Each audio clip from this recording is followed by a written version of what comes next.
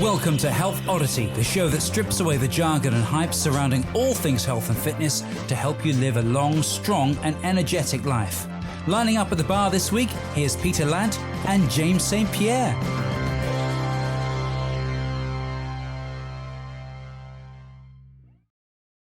Hello and welcome to the Health Oddity podcast, episode 265. Now, we have got a very special guest with us today. Actually, I'm not sure where in Scotland are you, Andy? So I'm currently in the far frozen north of Scotland in Peterhead. Peterhead. Is that near Aberdeen, or is that north of Aberdeen, or? Yeah, it's about 35 miles north of Aberdeen. Basically on the map, we're like tucked right in the corner. It's like as far east as you can possibly go into the North Sea. And there's a power station up there, isn't there? Yeah, they're doing all this power station stuff where they're going to be running a line from Peterhead down to Yorkshire at Drax. Yeah. I used to be in the electricity industry, so I know all this stuff. Oh, yeah. Excellent. Well, what I'll do, I will quickly touch base with Peter, and then we're going to crack straight on with Andy, and I'll do a little intro. But how are you, Pete? You okay? Yeah, I'm all right. Yeah. No, it's just funny talking about that. It takes me back. There was a question on it was on Mastermind or something. Like a few weeks ago, and it was one of the biggest biomass power station in the country or something like that. And we used to call it the Bond villain because it's called Drax and it's in Yorkshire. Yeah, Okay. Drax, like Moonraker, isn't it? Yeah, Moonraker is Drax. Roger we used to affectionately call it the Bond villain when we were at work. Yeah, that was in an old life. Yeah, many moons ago. Okay. Well, we are joined today, as you've just heard, by Andy Crawford, who is as northeast Scotland as you can get. Now, Andy is on Instagram as at CrawfordOV24. If you're listening on the day of release, this podcast is going out on the 26th of September as well. Now, Andy, I've been following Andy for a long time on Instagram, and actually managed to bump into him up at the Donald Dinny Day recently, and I kind of just sort of said, I've been, are you aware how much you get mentioned on like American podcasts and these huge podcasts out in the States? People reference like Andy and what he does in terms of stone lifting, and you weren't really kind of aware of it, were you, Andy? I don't think you kind of listen to many sort of like American sort of podcasts and things, no? No, not really. And then you said, I think was it Mark Bell had who was it, Cody on doing his sandbags, and he mentioned me, and then he shared one of my stories. I was like, what the heck's going on here? That's crazy. Yeah, Mark Bell Power Project, definitely. And then I saw actually recently Mark Bell was over in Ireland with his wife, and he caught up with David Keown as well, Indiana Stones. So he was kind of over there something, because I've heard David mentioned on there and other podcasts as well. So yeah, so brilliant. So Andy, I mean, like, if people follow you, they'll be amazed at at what you do. If people don't, hopefully they will after this. But you are obviously now known mainly for, you're known for these huge feats of strength with natural stones and also huge sandbags as well, which we've had lots of people on from the sort of strongman world, and lots of them say that stones and sandbags are their kind of nemesis, their kind of weakness. A lot of people really struggle with them, but you are. Well, let's just talk a bit about your background first of all, and then we'll get into up to date in terms of what you're doing now, because you obviously didn't wake up one day and suddenly you were able to shoulder nearly a 200 kilo stone. So that's obviously been built up over time. But yeah, what's your kind of background in terms of either sport or training or exercise, or what was your pathway into kind of strength as a in general? Yeah, so basically it was all from my dad, because he was ex-military. He was in the French Foreign Legion. At the time, he held like Legion records on assault courses and all this kind of stuff. So he obviously had that incredible like grit and mindset, which he then passed on to me. So like from high, like, from a young age, I was out running in the middle of winter with him and with the dogs and all the rest of it. So I suppose that's like the baseline of where it kind of started. It's always been something in my life, either running or watching my dad doing weights, and then like try and bench press, and whatever he was doing, I would just try and copy. And it was always I want to be as strong as my dad one day. I want to have as big biceps as my dad one day, that type of stuff. Okay, because I remember watching. You mentioned the French Foreign Legion. I think you're a bit younger than Pete and I, but I remember watching the film, the Jean-Claude Van Damme film called A.W.O.L back in the day. Do you remember that, Pete? A.W.O.L. Oh God, yeah. I forgot Classic. about. I was wondering which one you were going to mention. Yeah. Did you ever watch that, Andy? Yeah, well, he's got A.W.O.L, and then he's actually got one called, I think it's called Legion or something like that, where he's actually in the Foreign Legion. So yeah. Yeah, that was like because he obviously went AWOL from the French Foreign Legion to avenge. I can't remember, like someone got killed and he had his brother or something. He had to go, but yeah.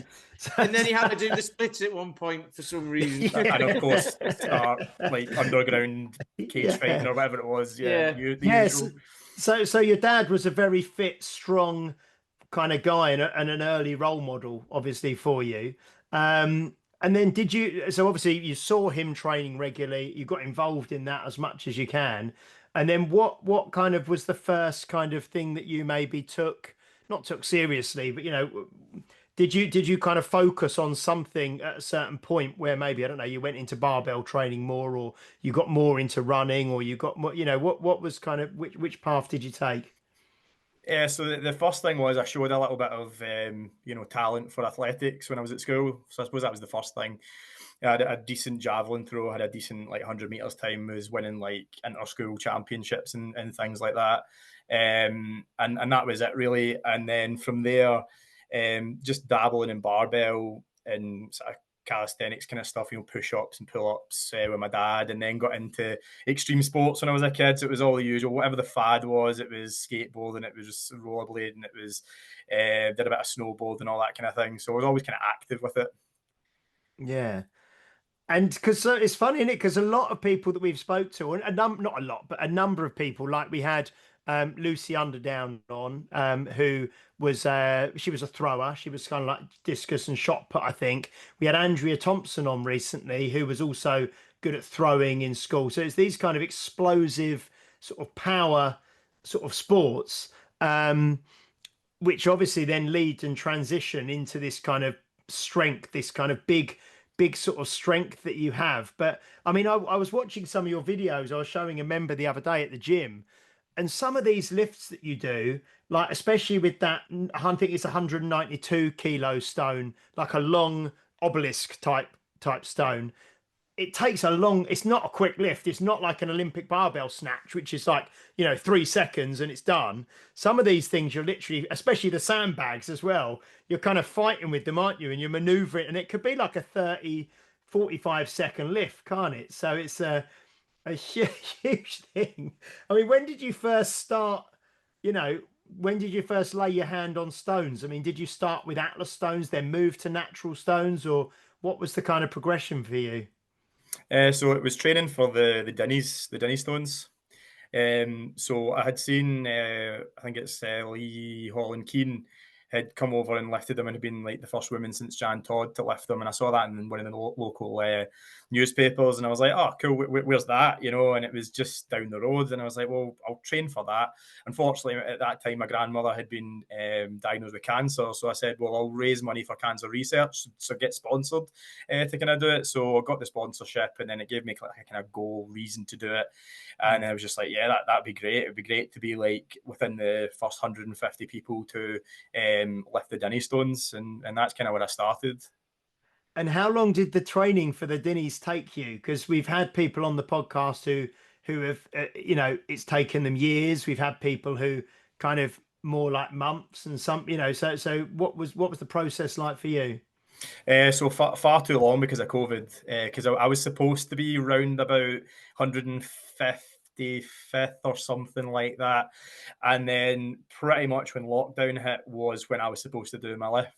Yeah. So it should have taken about, I think it was maybe about a year, just over a year, to train for it, and I was ready for it, and that was fine. And then we got locked down, and then it didn't open up for another year or so. So instead of it taking the year, it took about 2 years until I actually got my hands on them. So I completely overtrained for them because of that. Because I was still like dabbling away. Obviously, the gym equipment was so sparse at the time, and I had what I had in the garage, and just was plugging away doing dinny lifts, some basic stone lifts, things like that. Nothing major, plate lifts, and ended up way overtraining because my goal was to just hold the dinnies for 5 seconds. That was the goal, but I ended up going all the way up to 400 kilos with straps. Didn't do it with hook, and then I got up to about 360 with hook. So, and when you did it at I take it you did it at Potarch at the outside the cafe there. What number did you end up being in the end? Yeah, so I ended up because of lockdown and because of training being inconsistent and on and off, and I'm like, if I keep banging away at this, I'm going to end up with like injuries, and my knee started to kind of twinge a little bit because it was just the repeated movement over and over again. Because at the time, I didn't even have a barbell or anything, didn't have any of my sandbags at the time, so I was just repeatedly doing the dinnies over and over again. I started to get this twinge in my knee, so I kind of went on and off, and didn't really structure it very well. And so when I eventually got my date, I was like, I don't know if I'm ready for it because my training's been so inconsistent. So I said, right, I'm going to give myself 8 weeks, an extra 8 weeks, and just like properly strip it all back, taper properly, peak for it.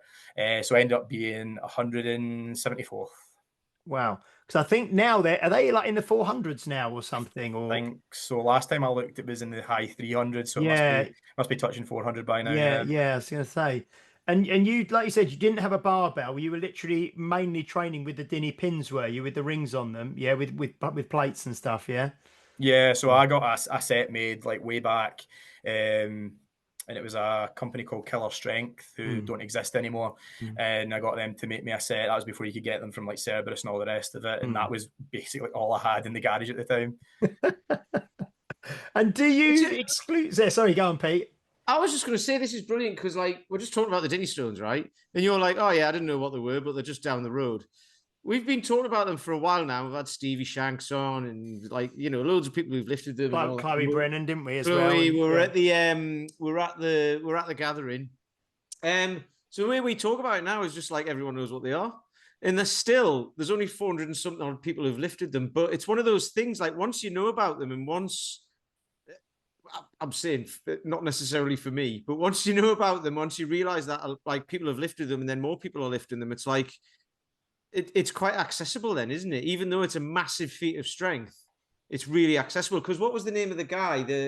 Was it Enzo who lifted them when he was like 64? That's and right, he's been strength. He's like really skinny, isn't he? He's like really skinny, and he's now 70, and he was after it, and he's like, but he's been training his whole life and stuff like that. So God knows what number he was when he lifted them.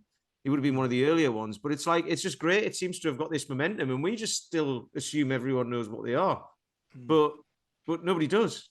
Yeah. And then the more and more people who do, it'll become huge. So I think, like you say, it's getting into like Cerberus are now producing the replica rings, and people are buying them all over the world and stuff. It's brilliant. So that was your introduction to sort of stone lifting, was the Dinnies, yeah.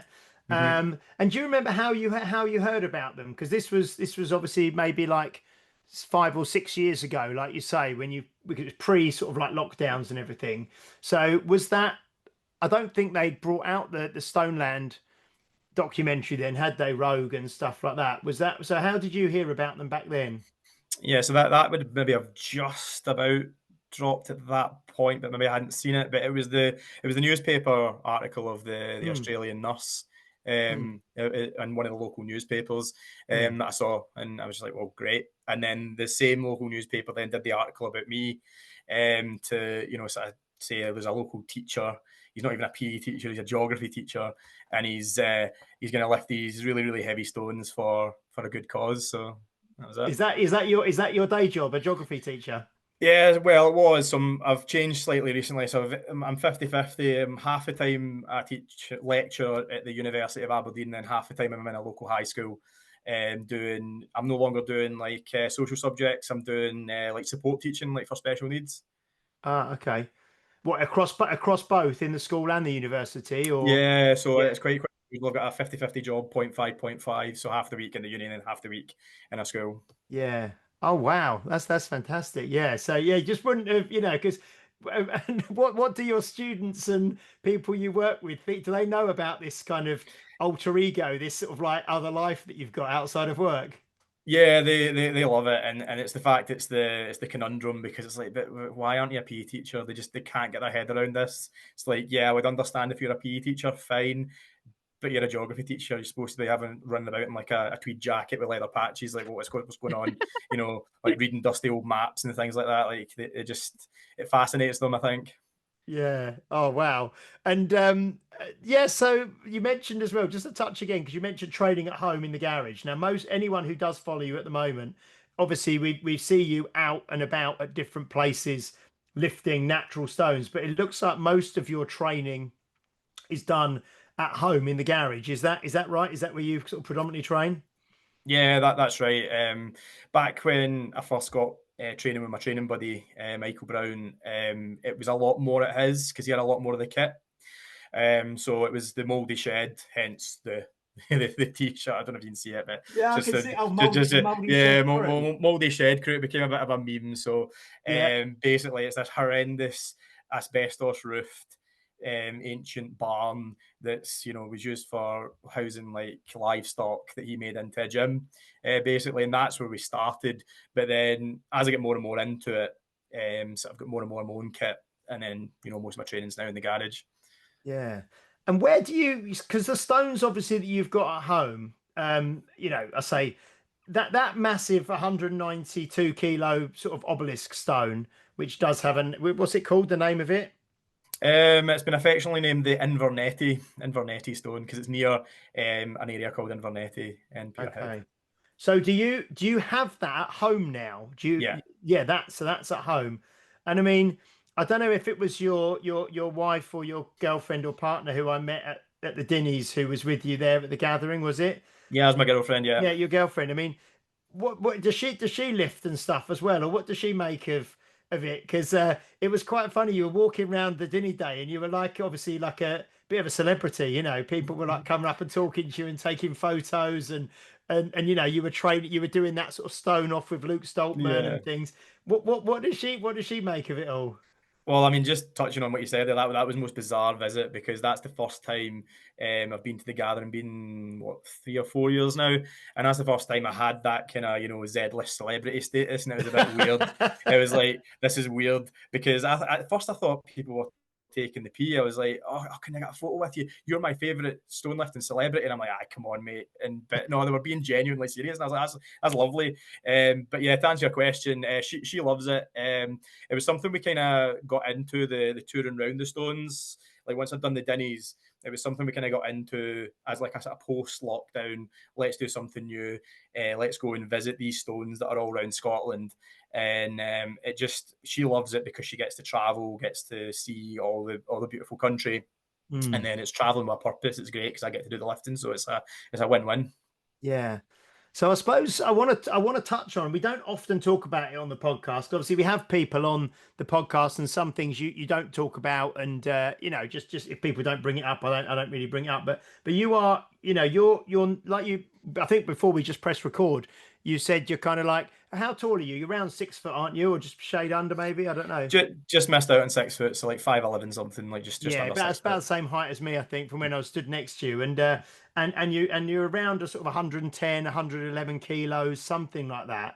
And you are like, as well, this is what we need to, you're a lifetime natural sort of lifter. You don't take any drugs or anything like that, or steroids and things like that. So, but you are one of the strongest people in the world at lifting these kind of odd objects, these stones and these sandbags, that we see people who are, maybe 6'8" and 50 kilos heavier than you can't do what you do with this. So I want to kind of talk a little bit about how you've developed the ability to do that, because I presume you couldn't just walk up and pick up a 150 kilo stone when you first tried. You may have been able to, but I think you probably developed the strength for that and the skill, and the almost like a lot of people talk about lifting the natural stones. When we've had David Keown on a couple of times, Indiana stones, the puzzle of how you lift it and the angle and where you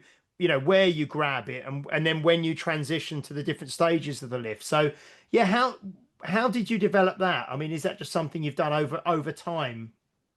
Yeah, I think so. I mean, started out, as I say, post lifting the Dinnies, sort of would have been end of 2021. Mm. And then I started touring around, lifting stones, met Michael, we placed a stone, 125 kilos nearby here. And then we just lifted together. And at the time, you know, Michael was, if he was better than me, he got the lift of the 125 kilos to shoulder. I got it to shoulder, but it fell off, didn't get the hand away, didn't get it balanced.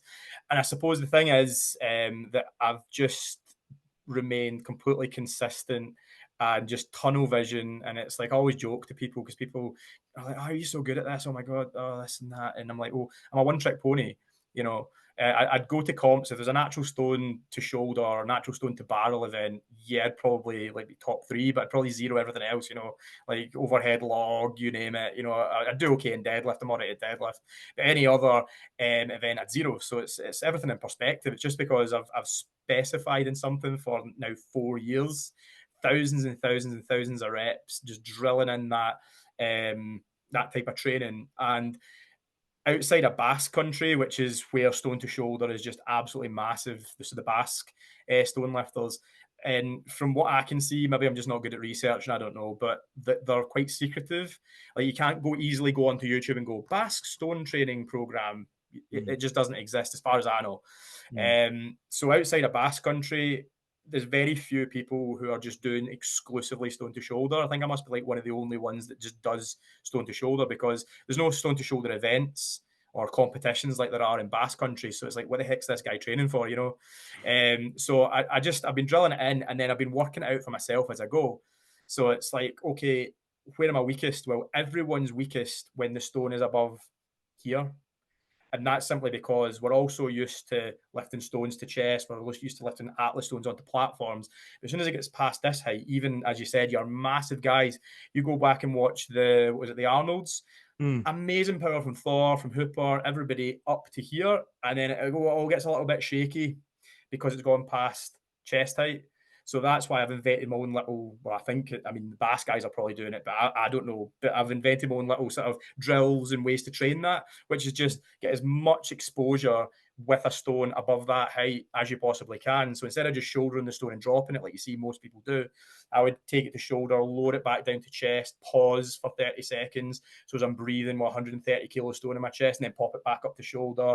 Or something I haven't seen many people do is I'll take my hands off and balance it on my chest, things like that, just to get that time under tension in that upper chest / shoulder position. Because do you call that like a limbo lift, don't you? A limbo. Yeah, so that's what Luke saw. That's how I kind of got into it with Luke, because Luke was like, what the heck's this guy doing? You know, because I've got this stone, 130, 140 kilo stone on my shoulder. I've actually done it all the way up to 175. And it's the idea, you have it on your chest, you lean back far enough so you can balance it on your chest. And then you take your hands both off and you balance it there. And then you put your hands back on and then shoulder it. Yeah. So had you spent much time with Luke before the Dinny Day this year? Because you had this kind of, it was quite funny. I was chatting to you, and then Luke came over, and then just right in front of me, you just started doing this, like you were each doing like, right, let's do the stone to shoulder, let's do the stone to shoulder. Now let's do the limbo. And then he ended up pressing it, didn't he, overhead? That's right. Yeah. But had you spent much time with him before, or was no? No, it was just like usual as most people do. Oh, there's the Stoltman's, get a photo. That was about it, really, up until that point, you know. And then he followed me. He had followed me like a few weeks ago from the gathering. He'd followed me on Instagram, and he sent a message saying, that's amazing, love what you're doing, that's amazing, that Limbo stuff. I see you've placed stones around Aberdeenshire. And I was like, yeah. He's like, I'd love to come down and lift them, maybe get Tom down as well. Looks really cool. And he just suddenly took an interest in natural stones from that point, really. Yeah. Oh wow, because it was almost as if you were like old pals, you know, like you'd been doing it, you know. Okay. It was the weird surreal moment where you see my face as a photo of it, where he like gets down on one knee and takes my hand. He's just like not worthy, because he's just like amazed that I'm doing these feats of strength at my body weight. He was just like, that's amazing. I just don't know how you're doing it. I like the healthy competition though, of like, you know, you balance it on there, and he's like, well, I can't do that, so I'll press it above my head, shall I? Yeah. So everybody wins. Oh no, that's fantastic. And you mentioned, yeah, so when you were younger, when you were doing more athletics, I suppose, more sort of like running and throwing, you mentioned as well. I presume you weren't as sort of as heavy. I mean, because you said before we came on, you said I'm just a little guy, but you are sort of 6 foot and 111 kilos. You're not a little guy compared to the average, little guy like myself or Pete, I suppose. Yeah, just like just in strong man, But like in that world, yeah, I know what you yeah. mean. In the strongman world, where you're, standing next to the Stoltmans and you've got like your Eddie Halls and all those kind of people. Well, like most of them really are kind of probably like 6'3" to 6'6", and probably 140 plus kilos. But have you put on a certain amount of size as you've got stronger and as you've been lifting as the weights you've been lifting have been getting heavier, have you got bigger, alongside them as well? Yeah, I found that I've had to steadily put on a bit of mass as Mm. the weights have got heavier. And I've just sort of, as the weights have increased, I've just increased my calories Mm. alongside that. But I always used to hover between about 105 and 110. And now I'm sort of in that next bracket of 110 to 115. And I do feel like a little bit heavier, but I'm feeling it a little bit more now. And it's that sort of double-edged sword because it's addictive. And I've got like a couple of goals that I still want to kind of tick off that it would benefit from the extra body weight. And it's like, when do I put a stop to this? When do I maybe cut back just a little bit? It's the unanswerable question. So Yeah, it's how do you know about like all of that? How do you know about like what to eat and how much to put on? And because are you like, have you just done it by trial and error? Do you know about training? Has it been just as you grow up, you picked it up off your dad and stuff like that? So basically, that was born out of my dark period where I left school, I went to university, and I just sat in my behind for most of it. I didn't do much. I did like sort of bro bicep curls. I kept doing like push ups and things like that, but it was absolutely minimal for about 5 years. Because I was so focused on my studies, so focused on becoming a teacher, just kind of let everything out with the weight training and so on and the running. I just let it go. And then once I became a teacher and I, secured my qualification, secured my spot, and got my full-time job, I was like, right, there's something wrong here. I need to sort this out. So I got back into running, back into like calisthenics, doing push-ups and lots of high volume stuff. And then once I've been doing that for a while, because my goal was to run a mile in under 5 minutes, and I just missed doing that. It's one of the only goals that I haven't ticked off, and my knees just kind of gave up. no, that's incredibly. I mean, Yeah. hopefully the listeners realize that is incredibly fast. I mean, generally for the most people, a mile under 6 minutes is really good going. That is running bloody fast. So a mile under 5 is elite, kind of like elite running, isn't it? Yeah, so I trained for that, and then off the back of that, I did a couple of half marathons off my own back, and my goal was just to do it in under an hour 40. Managed to do that. Was there any other running goals? I think those were the two main ones. Funny story though, and I've never run a 10K, so I've run a sub. I've run a sub 1 hour 40 half marathon. I think it was like 5 minutes 10 ish, on the mile, The and 1 mile. then I've done a sub 18-minute 5K. I've never run a 10K. Wow, Weird, so weird. so that is really fast. I mean, sub 18 minutes 5K as well is really Yeah. fast. So when you were running those, what kind of body weight would you have been at that stage? Yeah, stripped all the way back down. And my lightest during that period, so that was around about 2013, 2014, 2015. I was down under 80 kilo at the time. It's still not tiny. Do you know what I mean? For to be running that fast for because I know friends who can run sort of maybe 17, 18 minute 5Ks, but they're like under 70 kilos. They're more like the high 60s. So that it's still it's still not a small a small guy running that fast. That's incredible. Yeah. You Wow. need to get into park run just briefly, just to win it, and then get back into stone lifting again. And my mate, that's what he wants to do. He's like so many different goals banging about. He's like, wants to do a 300 kilo deadlift, Michael. Then he wants to go and enter a park run. So it's a bit crazy. This is. I was going to say, when James asked the question of how did you get really good at stone lifting, how did you, like, for a guy your size who's not as big as all the other big guys, how did you get stronger pound for pound than they are when that's what they do? And you were just like, well, because I did one thing and I did it like every day for 4 years. It's like, yeah, that'll be it then. You pick one thing. Like you say, it's like people, I want to run a marathon, I want a 300 kilo deadlift, and I want to, I don't know, I want to be able to swim the channel or something. It's like, okay, pick one. I love that. There's a cool challenge I've heard. I don't know if it was Eric Bugenhagen or someone like that. And if I'm getting it right, I think it probably does sound about right. So Michael was saying, wouldn't it be cool to have your time for running a mile to be the same as your deadlift in pounds? So like 6-minute mile, 600-pound deadlift. Oh, okay. Yeah. I'd have to have a fucking massive deadlift.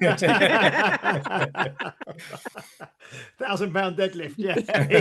Yeah, but I could just walk. It'd be all right.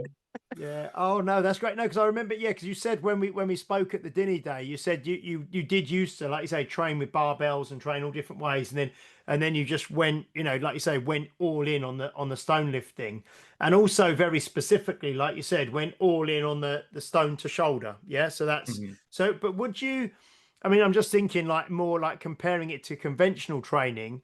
If you wanted to get like say 180 kilo stone to shoulder, would it equate that you'd want to be able to lift maybe just to lap something that may be like say 200, 210 or so, so do you know what I mean? Would you want to be able to be a lot stronger off the floor to get it to lap and then it makes the slight, I mean, it's still bloody heavy, but the slightly lighter stones easier to get to shoulder? Does it work like that? Or do you just work one stone from the floor to shoulder and just gradually get that stronger, that whole movement? Yeah, that's generally how I would have done it. Like, for example, my best stone to lap, I believe, is 195. Okay. Which I then took to chest. So it's what I can generally lap, I'll be able to shoulder, which is a bit weird. I suppose that sounds a bit strange, doesn't really make much sense, but yeah, I mean, and again, the guys in Basque Country, they're the same. I mean, the Basque, sitting down for this, the Basque world record. Now, these are very uniform, like they're kind of square, like rectangle. Yeah, they're rectangular, aren't and they? They've got like grip. They're basically, if you crossed a stone with a barbell, the uniformity of a barbell, the grip of a barbell, cross that with a stone, and it's perfectly uniform, perfectly distributed weight. It's got the handles, but anyway, it's still mind-boggling because the world record is 329 kilos to shoulder. Wow! But that'll be the same weight that guy can lap. Yeah, he won't be able to lap, but probably much more than that, because what's the point? You shoulder it if you're training for that one thing. So I don't do a huge amount of like overload, which maybe I'm missing a trick.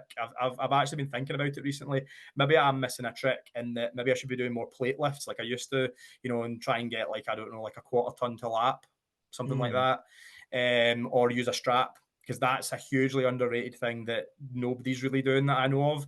And you can buy like straps, and they tend to do it more in like India and places like that. Pakistan, they'll use like the strap around the stone rather than just relying on like clasping or like gripping.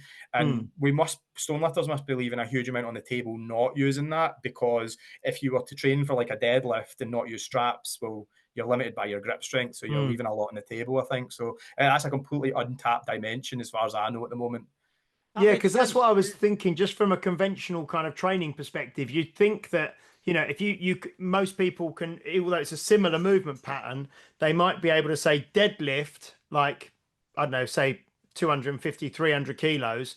But then obviously you'd clean a lot less than that generally, but you build the deadlift up at that low portion. So then the actual, the clean, obviously the weight is kind of that much lighter compared to what you can break the floor with. Do you know what I mean? But I don't know if Pete was just going to mention, were you going to mention about the way that the disabled strongmen lift the Atlas stones? I wasn't, no, but I was like, it makes the strap thing makes sense, because I was just thinking with what Andy said, like if you can lap it, you can shoulder it, but you can because you're getting used to having it above your nipple line, shall we say? Whereas most people, like you were saying, most people don't, so they can lap heavy weights, but then they can't get it to their shoulder. But if you get used to that, then I don't suppose it makes that much difference. But presumably you'd use less energy if breaking it off the floor was easier. So putting a strap around a really heavy stone makes sense, like you say, like akin to the deadlift. But in the disabled strongman, we're actually there this weekend. There's a guy called Mark Tonner who he's got the use of one arm. He was in the military and one of his arms doesn't work anymore, so he basically does everything with one. He does snatches and like cleans and jerks with a barbell with one arm. It's amazing to watch. He has to pick it up, get the center of gravity on it, and then he just like whacks straight above his head. It's brilliant.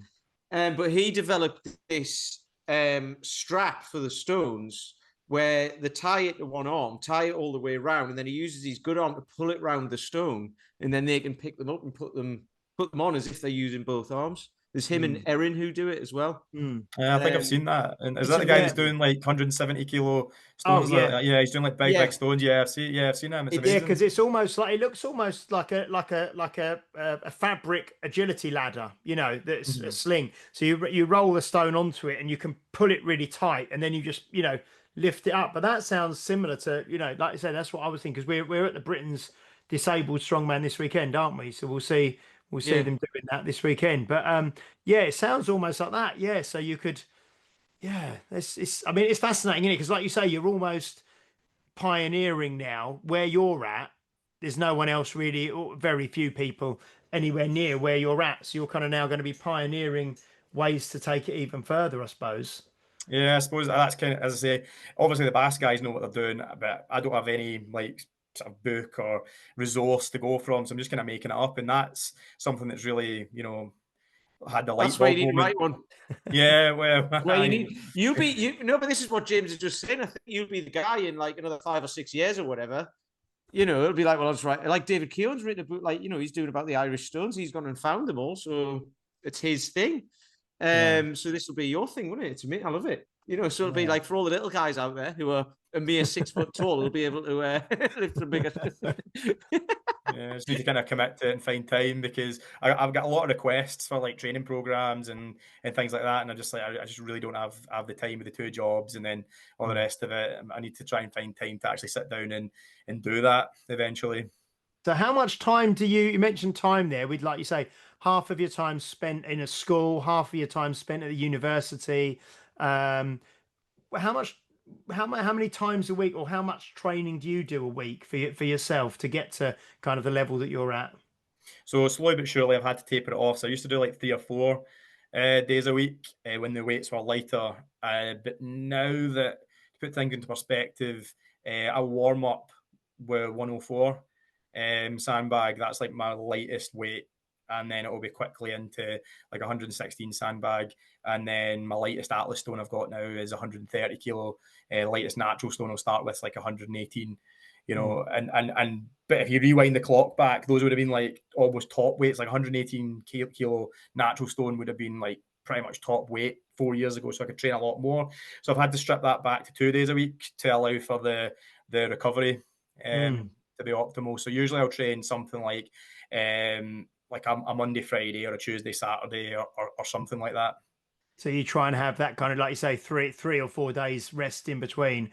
And I'd imagine, do they still like scratch up your body? Do you still get like, or is your whole body kind of calloused now? Because I know a lot of what you lift is, you know, you lift obviously with your top off, because I think that's because. So the stone, you know, you actually get a stick, do you, on the skin and the stone, rather than... It's certainly not to show off the physique. No, it's what physique, you know. It's basically it's to get feedback. You'll see that from a lot of the guys. They'll go topless for like the big lifts, because you get a lot more feedback from the stone when it's like next to your skin. And of course, like with a t-shirt, even with the best will in the world, if you don't quite get the enough pressure, you'll get even like that, just that tiny amount of drop, and that can scupper your lift. So yeah. So, but in terms of like, because I've never done natural stones, but I've done the Atlas stones.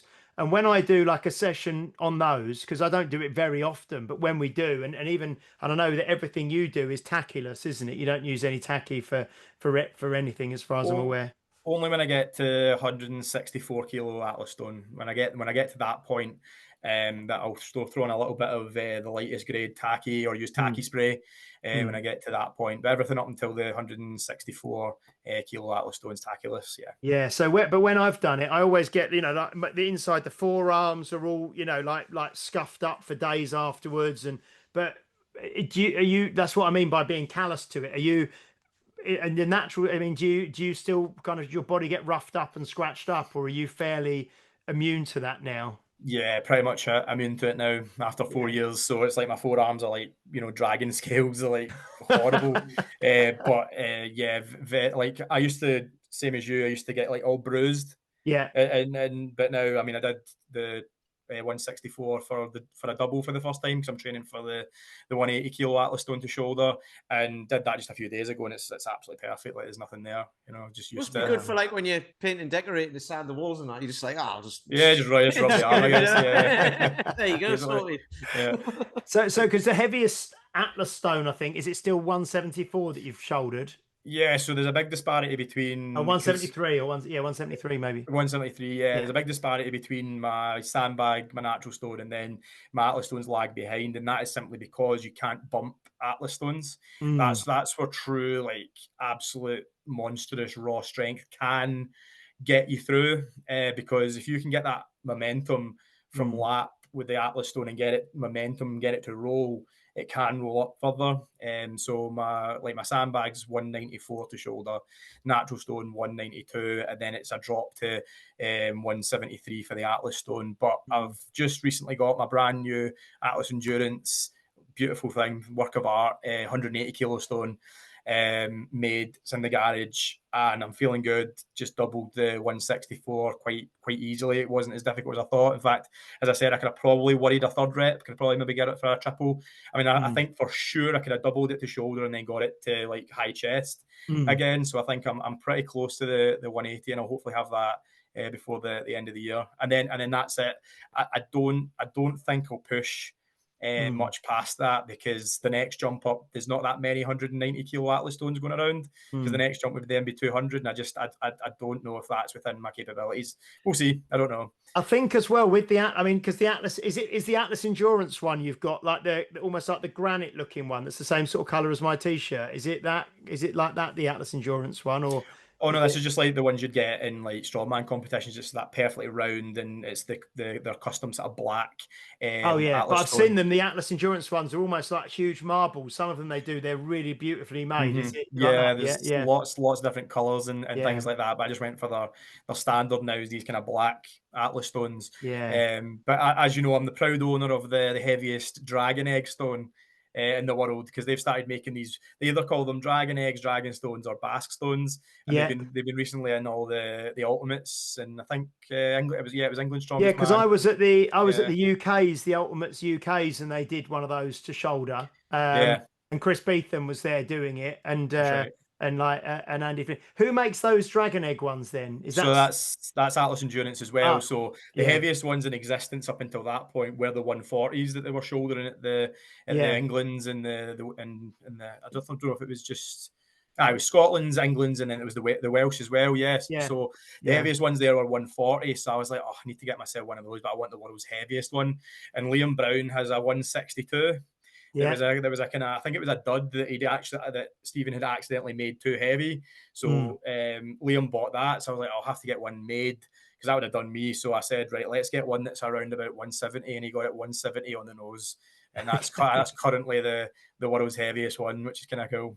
Yeah, they're quite interesting, aren't they? Because they actually look like a sort of a dappled sort of eggshell on them as well, don't they? They're like you say, they're dragon egg. Because I suppose the thing with the Atlas stones is the bigger they get generally. I mean, like you say, you're a shade under 6 foot maybe, but as the stones, the diameter and the circumference gets bigger, you just can't get the hands round, can you? Right. And if you're going up to like a 200 kilo stone, because I know that obviously I can't remember what's the world record for I think Tom Stoltman might have it still, for the Atlas stone to platform.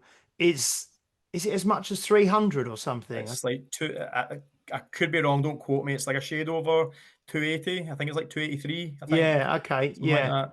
But I mean, he's obviously like the albatross, got the huge Yeah, wingspan. the But to wingspan. get the hands around the Atlas stone is where the challenge is going to come in, isn't it? Yeah, So absolutely. these stones, like the 192 one, the long one that you've got that I've seen you lift, and then I think you said you have the heaviest end at the top, do you? So it goes over the shoulder, or the heaviest end at the bottom? Yeah, heaviest end at the top. So where do you find? Do you just go and find something like that and then bring it home? Yeah. Just find them in waste piles. Generally, farmers have like chucked these to the side of their fields. And then all we do is go and knock the farmer's door and go, see that big horrible pile of stones at the side of your field? Can I get one? And they're usually okay about it. Funny story though, apparently Jamie Gorian, when he was collecting his stones for his comp, he went to one of these waste piles and we started taking one. The farmer came zooming around the corner and was like, stop stealing my stones.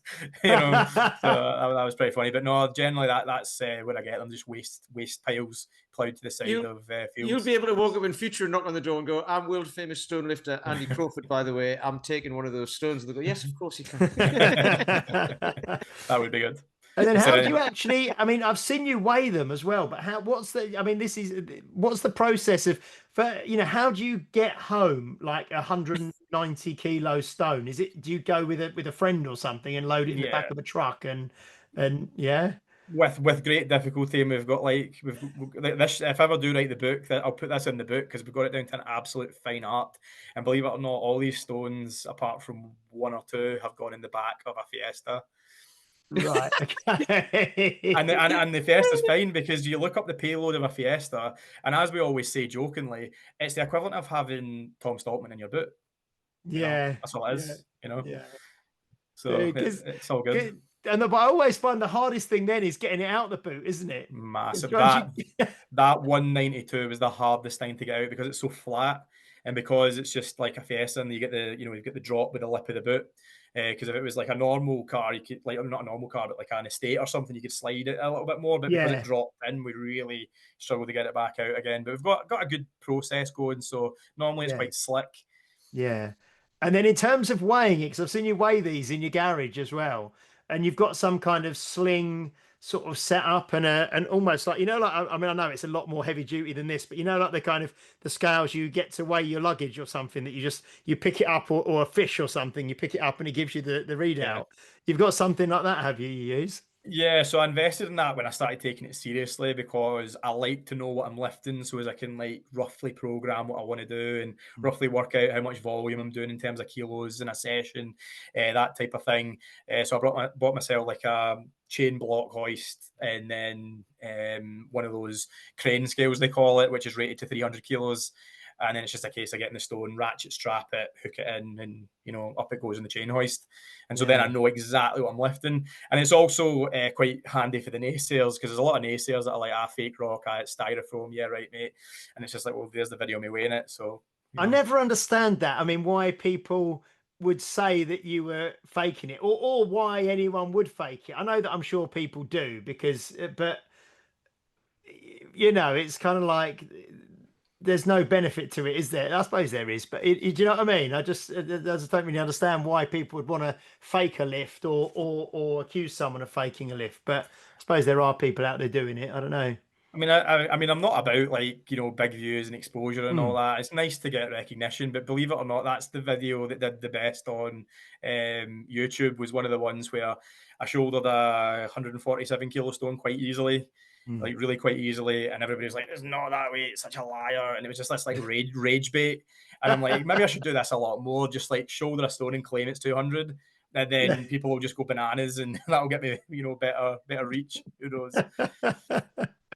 Oh dear. And you said though that you've still got some goals that you're. Well, what I was going to ask as well about the sandbag, because I showed someone you lifting that Cerberus, and it's 194, I think. Yeah. And someone said they can't sell many of them that size, the sandbags from Cerberus, because that must be the biggest that they do. Because the heaviest sandbag I've got at the gym is, I might have 120. I've not lifted it, but I might have 120 there. But yeah, the 194 bag is huge, isn't it? yeah, how do you find I mean, do you use sandbags as a lifting tool in and of itself, or do you use the sandbag to kind of train for the stone lifting? Do you know what I mean? I'm sort of, because I'm so limited with my space, I would love to have this perfect set of accessible natural stones going from like 100 up to like, just under 200. And then I'd love the full set of Cerberus sandbags.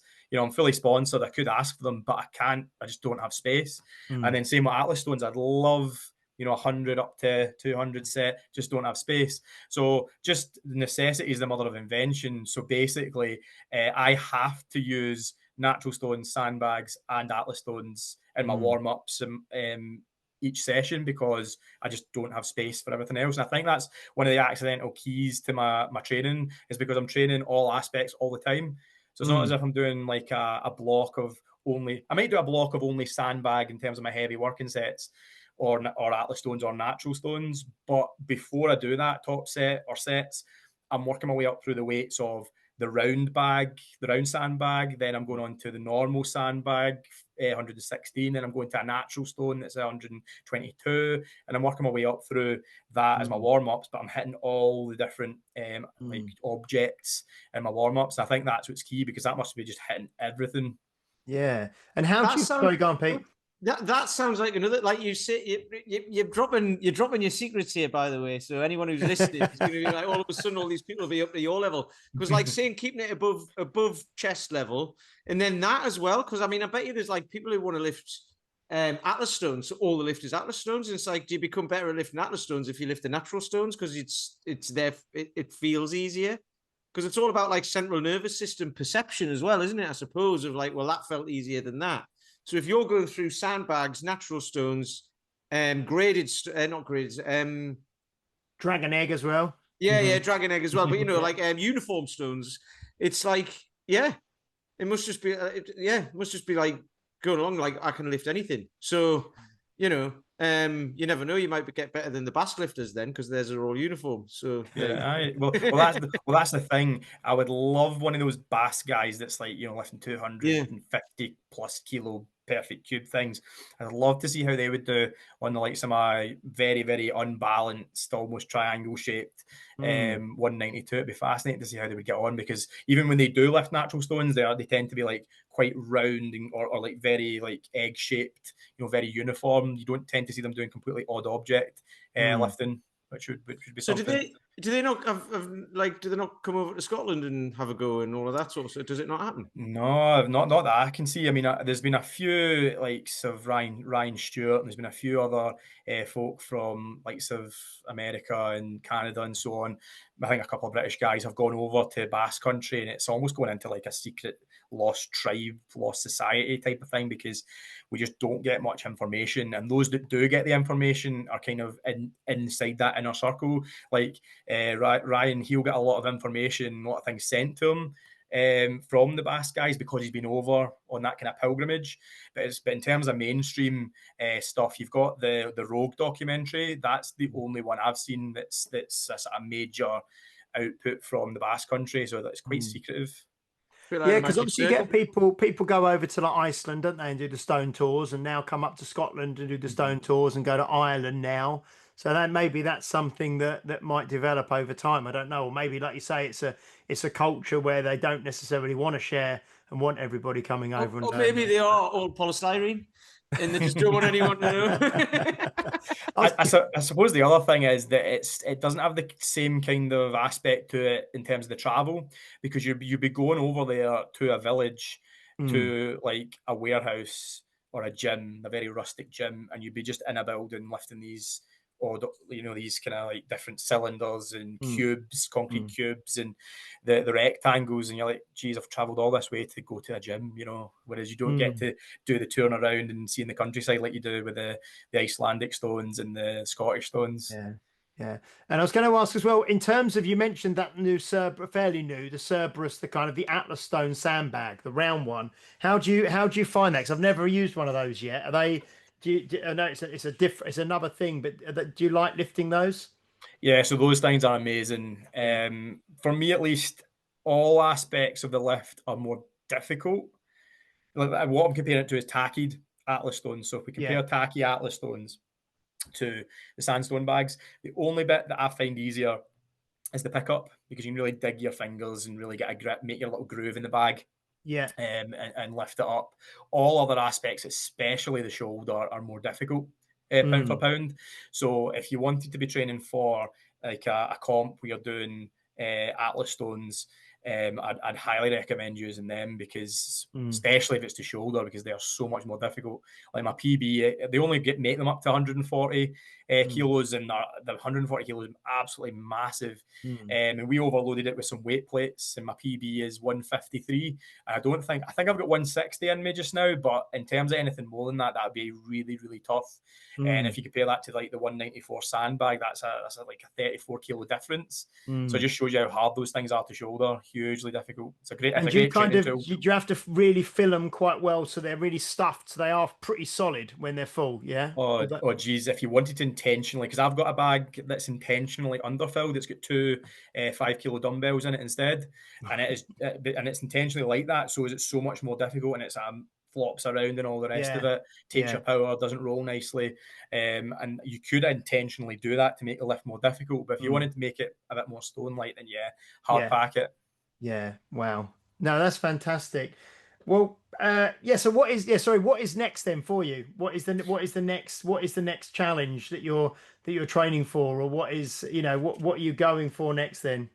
So the last thing on the list is the 180 kilo Atlas stone to shoulder, and then after that, there is still a side quest, and I've had to reduce it to a side quest because it's the cricket stone down in Wales, and I've been twice now, and the first time I can't really make too many excuses other than it was a learning curve. It was a learning session, and as we talk about the real estate on our arms, you've only got so much skin you can devote to each learning session. So after about 6 or 7 lifts on a 177.5 kilo stone, you've learned something. You've been haven't been doing it quite right, but I've got no more skin left to kind of try again, because I'm now almost bleeding, so I need to stop.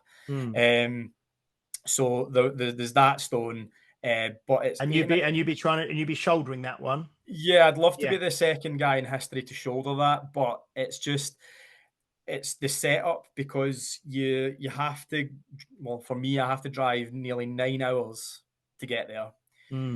It's then you can't, and this is how I love to do it. I'd love to just spend 4 or 5 hours just playing about with it myself, just learning it with my music on, just in the zone, puzzling it out, like you said earlier.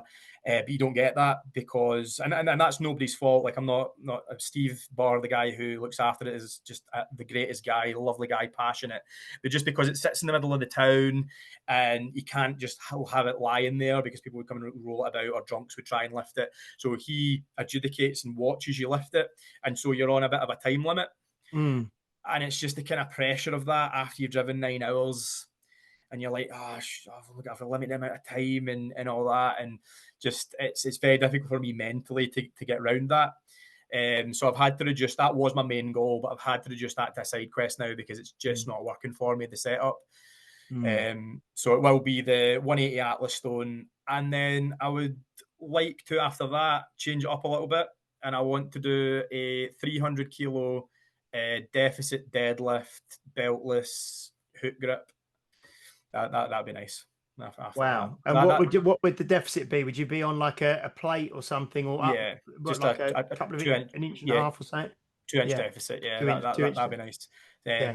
Because I tested my deadlift recently just to see where I was at, and I did that lift 280 kilos. That's without any barbell training, which is fascinating. So, like for your listeners, it's absolutely fascinating how much strength you can build from stones and bags that then translates to the barbell lifts. And from what I've seen of, unless you're talking about like absolute beasts, I think there's a lot more potential for carryover from the stones and the bags to the barbell lifts rather than the barbell lifts to the stones and bags, just because of the specificity of grip and so on and so forth. So those are only 2 goals really, major goal left. But we'll see how we get on. I don't know. Fantastic. Have you ever done or wanted to do something like, like the Husafell stone in Iceland or anything like that? I know that probably wouldn't be very challenging for you actually to get it to chest anyway, 'cause it's around 170 kilos, isn't it? I think. Yeah, about that. Yeah. And then it's So just obviously the walking it round as yeah, far as you can and stuff. But I mean, I'd like to tick that off one day, but I'm not in like a major hurry. because that's probably Um, something you could do without any specific training, isn't it? To be honest, you could probably just go along and pick it up. Well, yeah, certainly pick it up. It just depends how far you carry it, I I'd suppose. probably need to do like a little bit of prep, a little sort of 10-week lead in or something like that, Hmm. training front carries again. But Yeah. I've done a 160 kilo sandbag, which is Mm. probably more challenging, just because I grip. That's like one of the round sandbags, not the Husafell, and Yeah. I've done that for about 30 meters. So Mm. yeah, should be okay if I ever do go over. Yeah. Yeah. Yeah. Well, you'll have to get yourself to Wales and spend the night before, wouldn't you? I suppose, and then you get a good night's sleep and rock up and do it like that. I think. So I'll play my tiny violin. That is what I did Oh, okay. at the start of the summer. But it was right in the middle of that blooming heat wave, so it was like 26 degrees, Yeah. and I was putting on the chalk and I was sweating through the chalk. And then Oh. again, no disrespect to Steve, but it was the only time I could come down because of other plans. So it was midweek during the Yeah. school holidays, and he could only come and open it up for an hour on his lunch. Yeah. So he was eating a Scotch egg, munching into a Scotch egg, in his work gear, and amazing for giving up his time. So thanks to him. But it was just that kind of sweating. Okay, I've got an hour. He's eating a Scotch egg. I need to get this done. I've come all this way. Head was gone before I even started, and my other half, she was like, "Yeah, you weren't lifting that from the start. Like even if you could have, you weren't doing it because your head was gone because you had all these things messing around." So I've had to just cut my losses. I've achieved a lot. That's a side quest that might happen. I think I'll probably meet up with travel lift stones repeat guy, John. Yeah. Yeah. Yeah, I'll probably meet up with him next summer and maybe give it one Mm. more bash because he's coming Mm. over to lift it. So we'll see how that goes. Excellent. Well, we'll be seeing. Talking of Wales, we'll be seeing Matt Diamond at the weekend, won't we, Pete? We will. He was doing the egg stone, the Cerberus egg to shoulder. I saw him at the UK. So yeah, we'll have a little chat with him when we see him at the weekend as well. So that'll be good. Thank you That would so be much, Andy, for joining us. I mean, I know how busy you are because, like you said, we got this in, and you said, well, I've got a little bit of flexibility certain days. So thank you so much. So just to remind everyone, do go. I mean, is Instagram your main place where you post most stuff? Yeah. that's my main place. I've got same handle, Crawford of 24. I've got that on YouTube, Yeah. and then Liam Brown started convincing me to post on Reddit because apparently people want to see stuff there as well. So I started putting the odd thing on Reddit, but those are the main ones. I've stayed away from TikTok. People are like, "Oh, you should put stuff on TikTok," but all I see every day is kids that are completely and utterly addicted to that thing. So I'm just like, "No, I'm not going to need it." So that'll do me. I've got Instagram and YouTube mainly, and it's Crawford of 24. Excellent. Yeah. So Crawford Crawford of 24 on Instagram and not TikTok. YouTube. Yeah. Okay. YouTube, Yeah. yeah. Not yet. Don't go looking on TikTok because he won't be there. Yeah. Cerberus posts some of my stuff there, but yeah, I haven't gone there yet. Yeah, brilliant. Thank you so much. That was really great. And yes, so hopefully that's inspired some of you to try, sandbag lifting. Do be very careful. I'll say that. We'll put that out as a kind of a bit of a what would you call it, a warning or whatever. Don't try this at Yeah, home. Don't try what Andy does at home straight away. But yeah, yeah, anything like stone lifting, sandbag lifting, but just obviously like everything, start very very light and yeah. watch how the best guys in the world do it. I've, And Andy is certainly one yeah. of those guys. I've Yeah. I've got some of the guys at the moment who are training for stone to shoulder, and they're like, "How do you get it to flick up like that?" And I'm like, "You're too upright." And I said, "Just literally go down to a 5 or 10 kilo plate, put it on your chest, and just balance it there, and just feel that position where you're using your torso as a ramp, and just practice with that." So like starting off 10 kilo plate on your chest, and So then place, yeah. shoulder that. There's no harm in doing that, and then just slowly work your way up. When I first made my first Frankenstone, which was a Pilates ball filled with gravel, and then duct tape the heck out of it, I think that was about 80 kilos. So that's where I started, and just worked up from there. Excellent. I might try some of this. You might see, Pete, you might see me doing some stuff with some light sandbags and plates and things. Dear me. Right. I can't wait. Okay. Brilliant. Thank you so much, Andy. That was absolutely brilliant. And thank you to everybody for watching and listening. We will be back next week. I think it's either next week or the week after. We're going to have Dan John back with us talking about his newest book, The Art of Coaching. But we will be back next week for episode 266.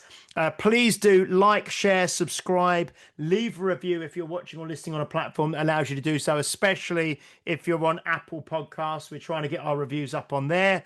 And hopefully we'll see you again at some stage, Andy. I know that Pete's going to be up at the Dinny Day again next year. I won't be there next year, but are you going to be are you going to go up to the Rogue Invitational? Are you going to have a look at that? Because that's not far from you, is it? Yeah, I'm going to pop along to that. Yeah, it would be crazy not to, because it's just on my doorstep, and it's one of the big four, isn't it? One of the big four comps in strongman. So yeah, it's literally 40 minutes away. So yeah, I'll pop into that at least one of the days. Probably pop in on Saturday to see the final of the strongman, because I was there last year and it was awesome. So that'll be good. Yeah, because we also had John Gibb we had on as well, and he was there last year, wasn't he? Right. And when I stayed, because that P&J arena or stadium, it's just near Aberdeen Airport, isn't it? So yeah, like you say, it's really handy to get to. So no, that's fantastic, brilliant. Thank you, Annie. Thank you, Pete. Pete, I'm going to see you in a couple of days' time. You are in London for the disabled Britain's disabled strongman and strongwoman. Yeah, because Gary Clark as well, don't you, Andy? Oh yeah, I forgot to say about him just very quickly. Yeah, so Gary's coming up in our next sort of month or so, because as far as we know, we haven't had an adapted athlete, in sort of the wheelchair setup, lifting any of the historic stones yet that I know of. There might be, I don't know, but he likes to pioneer, so he wants to come up and do some stone lifting. So he's going to come here first. I've got my set of stones, so that's from 45 kilo up to 100. Bang on, and that's the Clark stones, and we'll maybe get that on a pallet down to him. But he's going to come and lift them, natural stones, and he wants to be the first adapted athlete to get like 100 kilo stone to shoulder. So that'd be really, really cool. And then I'll take him and have a practice getting him out to some of our sites around Aberdeenshire, because we've started placing like smaller stones next to the big stones, so he'll be able to do like the 60s and the 70s maybe and give that a shot. So that's going to be really cool and make some history. Yeah. Oh, he's a lovely guy, isn't he? And I see him training in his garden. He's doing the stones to shoulder in his chair and everything. And we'll obviously be with him all weekend. So no, I wanted to say hello from him to you and to give him a little shout out as well, because he's a great guy. And we'll be spending the weekend with him. So brilliant. Excellent. Awesome. Thank you very much, everybody. We will see you next week for episode 266. Until then, bye-bye. You've been listening to Health Odyssey with Peter Lant and James St. Pierre. To get your regular fix of hype-free health, you can subscribe and leave a review wherever you get your favorite podcasts. You can find out more on today's and other topics at healthodyssey.com or find us on Facebook or Instagram by searching for Health Odyssey.